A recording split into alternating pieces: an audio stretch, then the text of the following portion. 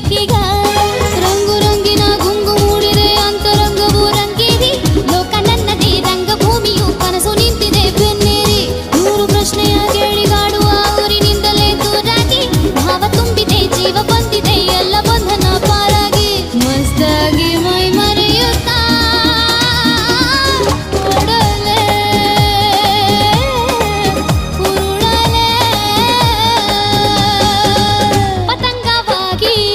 ನಾ ಹಾರಬಲ್ಲೆ ತರಂಗವಾಗಿ ನಾ ತೇಲಬಲ್ಲೆ